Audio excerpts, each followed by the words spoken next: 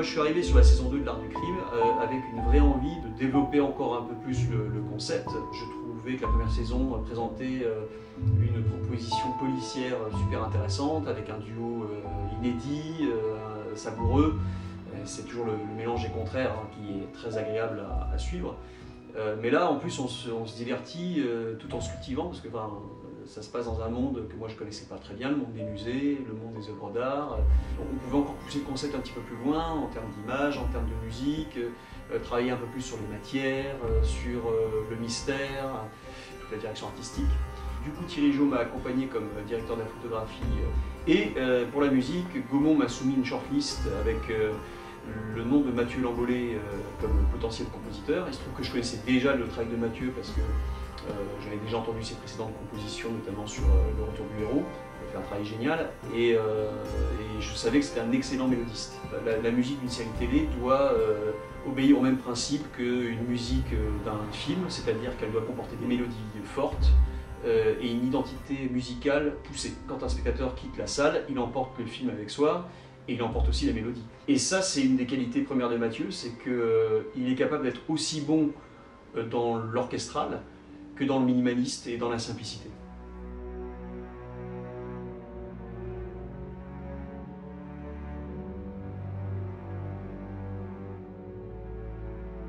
Le travail sur l'Art du crime était différent par rapport à des musiques de long métrage, déjà dans la quantité de musique à composer, puisque sur un long métrage on est en moyenne entre une demi-heure et 50 minutes de musique. Et là, il y avait en tout, sur la saison 2, il y avait 6 épisodes à chaque fois d'une demi-heure, donc ça fait une grosse quantité de musique. Voilà, il faut être efficace, il faut quand même faire de la belle musique et faire les choses bien. Donc le challenge pour nous, ça a vraiment été ça, c'est-à-dire essayer de trouver une nouvelle manière de travailler pour justement respecter un peu l'engagement entre guillemets musical de Mathieu, qui est faire de la musique orchestrale, acoustique et avec ses contraintes, un peu de temps, de budget. Pour des questions de plaisir et puis pour des questions de mise en scène, et puis pour rester dans le bain, moi je monte ou je commente les choses que je tourne. Et j'avais posé sur les séquences que j'avais déjà montées, quelques musiques qui n'étaient pas dégueu. On était dans du Howard Shore, dans du James Newton Howard, James Horner, dans de la Rose, ce genre de truc. Et j'avais fait exprès pour challenger un peu Mathieu, évidemment. et je savais que ça pourrait le stimuler parce que ça tout de suite, voilà, ça a apporté un univers musical assez fort. Et je savais qu'il pourrait rivaliser avec ces grands compositeurs. Ma première étape était de s'inspirer un petit peu du climat de ces musiques-là, sans évidemment faire la même chose, hein, parce que sinon on va pas faire de la copie, et de se détacher de ça en apportant sa touche personnelle.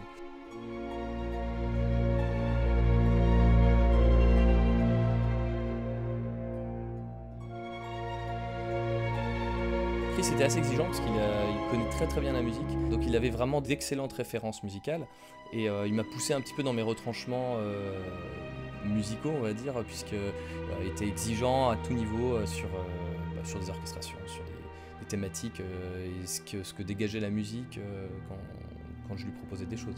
La musique, elle est là aussi pour prendre le relais de l'image. Elle est là pour montrer au spectateur toutes les choses qu'il ne va pas pouvoir voir, qu'on n'aura pas l'occasion de lui montrer.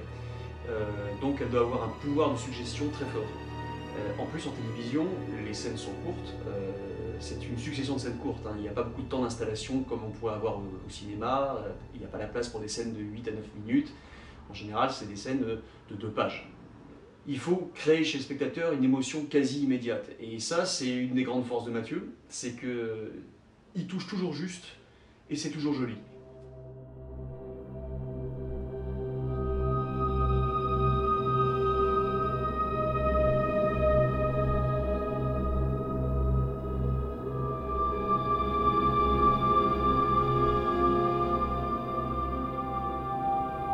La saison 2 de l'Art du crime, c'est 3 histoires en 2 parties, 3 films différents en fait à faire.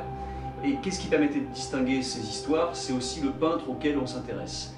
Le peintre auquel on s'intéresse donne le ton en réalité de l'univers dans lequel on va évoluer. Du coup je me suis dit, profitons de la période de tournage qui se situe entre fin février et mi-avril, fin avril, pour mes 4 épisodes, sachant qu'après Elsa Bennett et Hippolyte Dard, qui réalisent les épisodes du milieu, allaient tourner leurs épisodes en été.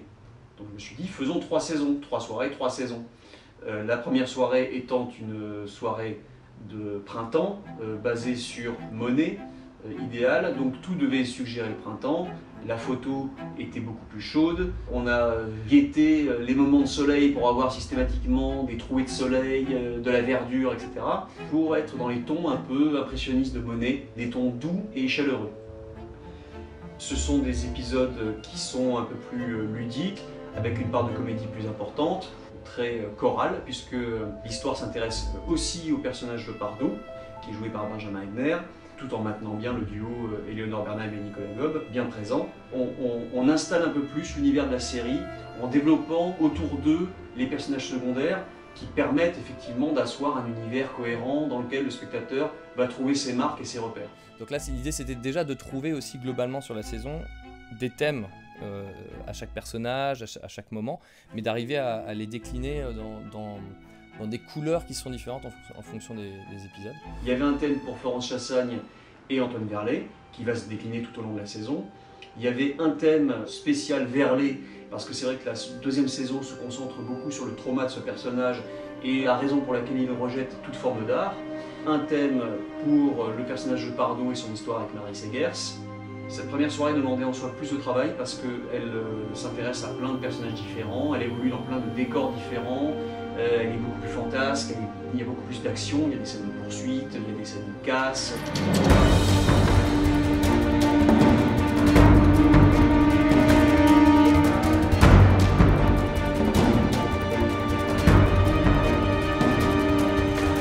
Cette première histoire, donc des deux premiers épisodes, donc, comme je le disais, très polar, très suspense, John Barry, assez orchestral. Ensuite, on a les épisodes du milieu, qui sont des épisodes d'été, qui sont basés sur le peintre Courbet.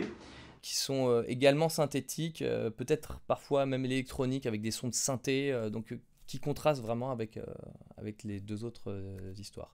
Et enfin, on a des épisodes d'hiver, avec pour thème Jérôme Bosch, au ton beaucoup plus froid et à la musique beaucoup plus dark.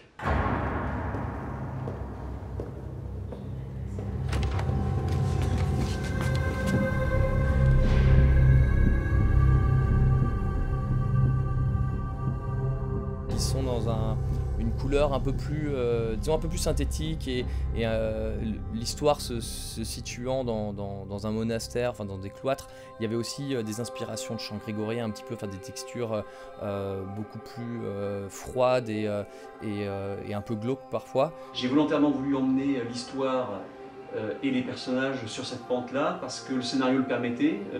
Il autorisait une vraie noirceur, parce qu'il s'intéresse aussi au personnage de Nicolas Gobe et à son histoire familiale très complexe. Et puis surtout, voilà, il est basé sur Jérôme Bosch. Et Jérôme Bosch, qui connaît les peintures de Jérôme Bosch, sait qu'on ne va pas pouvoir faire une histoire ludique, joyeuse. C'est très tourmenté, c'est très sombre, c'est très bizarre, c'est quelquefois même un peu grotesque. L'univers de Jérôme Bosch, il est quand même assez angoissant, quoi. Mon idée c'était d'aller chercher des sonorités qui soient même parfois à la limite des films d'horreur, voilà, sans aller jusque-là, mais disons qu'on pouvait aussi s'amuser musicalement avec ça. Atonal aussi, parfois on s'est autorisé ça, mais qui permettait surtout de faire un voyage dans l'univers de Jérôme Bosch. Et puis c'est toujours agréable dans une série d'avoir à un moment donné une parenthèse de noirceur qui permet après de rebondir un peu mieux sur de la comédie. Mais c'est vrai que quelquefois c'est bien que nos personnages traversent vraiment une période de trouble où ils sont obligés de se livrer, de se confier, de s'abandonner l'un à l'autre, et ça renforce profondément le duo et l'alchimie entre les deux personnages.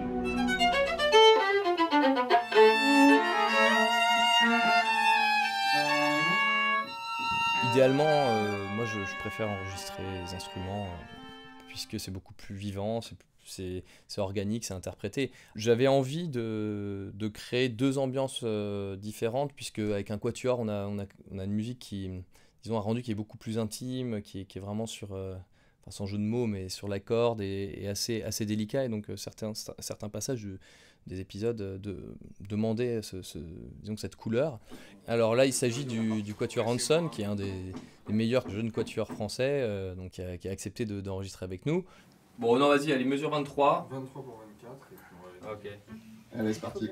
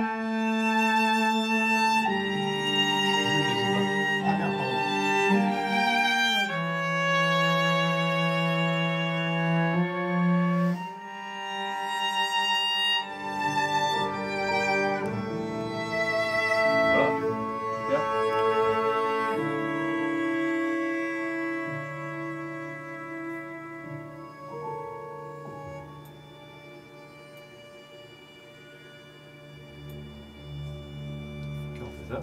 Ouais. Ok, cool, on refait ça.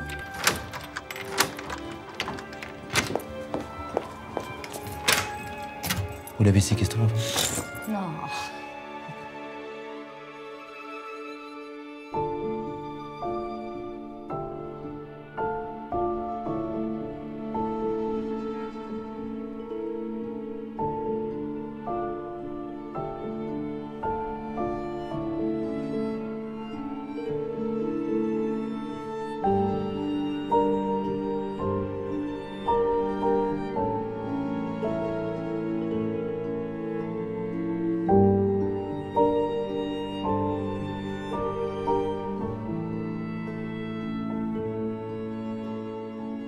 Et après, on avait besoin également d'autres passages beaucoup plus puissants, voilà, beaucoup plus larges, et d'où l'idée d'enregistrer évidemment des sections de cordes et non pas qu'un quatuor. 62 and 69 less. Yeah, less and after 40 on 70, but on 62 like mezzo forte, Okay.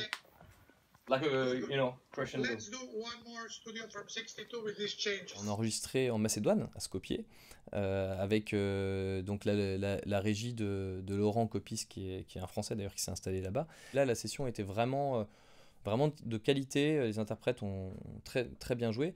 Et il y a aussi ce côté un peu amusant d'enregistrer à distance. They can, you know, can you hear me? You know what? Can you hear me, Oleg? C'est-à-dire qu'il y a un chef qui est dans le studio, donc qui dirige l'orchestre, et on lui donne des indications. Et... Yes. They can play, you know, every time they have like a quarter rest, they can play the note. Like you see on the bar 45, they can play ta ta ta, not ta ta, you know, like every time they can play on the beat. Pianissimo.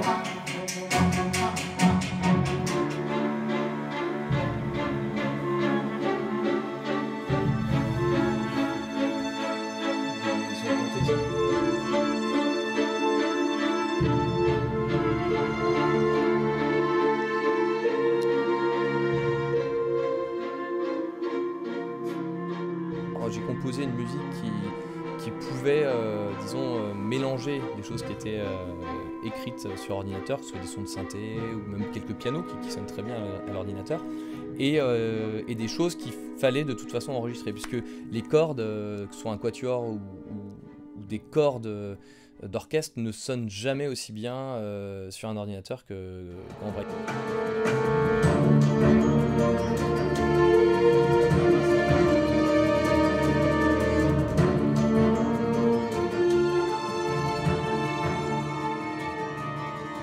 Mathieu compose tout, il écrit tout.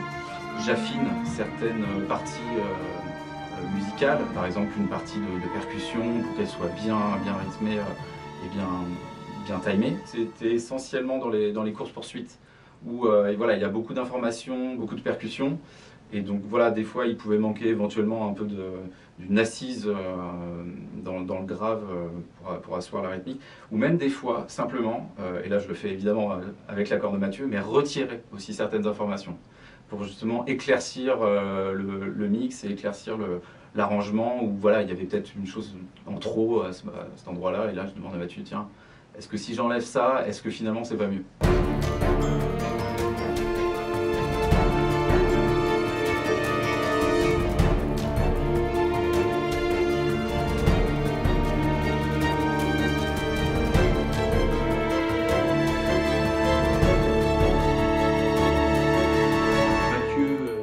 La saison 2 un plus énorme.